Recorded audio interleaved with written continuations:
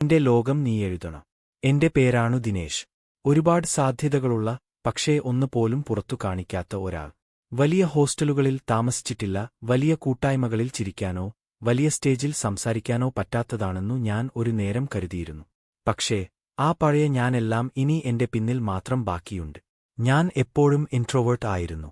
ചെറുപ്പകാലം മുഴുവൻ എന്റെ ഒറ്റക്കായിരുന്ന കളികളും പുസ്തകങ്ങളിലേക്കുള്ള ഓടുകളുമാണ് എന്നെ നയിച്ചത്. സ്കൂളിൽ എല്ലാം ശരാശരി.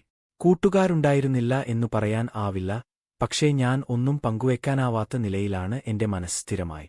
ക്ലാസ്സിൽ ടീച്ചർ ചോദിച്ചാൽ തറച്ചു നിൽക്കും. സംശയം ഉണ്ടെങ്കിലും ചോദിക്കില്ല. എല്ലാവരും ചിരിക്കുമ്പോൾ ഞാൻ ചിരിക്കും, പക്ഷേ ആ ചിരിയിലേക്ക് ഞാനെന്തെങ്കിലും ചേർത്തിരുന്നില്ല. ഇഷ്ടപ്പെട്ടുപോയ ഒരു കഥ പറയാനും ഞാൻ ഭയപ്പെട്ടിട്ടുണ്ട്. പഠനത്തിൽ നല്ലതായിരുന്നു, അതുകൊണ്ടാവാം ആരും എനിക്ക് ഒരു പ്രശ്നം കാണാത്തത്. പക്ഷേ ഉള്ളിൽ ഞാൻ തുടർച്ചയായ ഒരു പോരായ്മയോട് പ്രതിരോധം നടത്തിയിരുന്നു. ഞാനിങ്ങനെ തന്നെയോ ജീവിക്കേണ്ടി വരും. ഒരു ടേണിംഗ് പോയിന്റ്.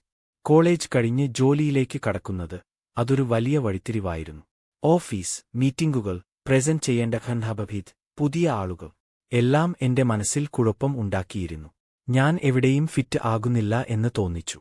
ഒരു പ്രൊജക്ട് മീറ്റിംഗിൽ ഒരിക്കൽ ടീം ലീഡ് ചോദിച്ചു, ദിനേശ്, നിന്റെ ഐഡിയ എന്താ ഇതിൽ? ഞാൻ ഒറ്റവാരമുള്ള വാചകം പറഞ്ഞു, മനസ്സിൽ എല്ലാം ചിന്തിച്ചിരുന്നതിനേക്കാൾ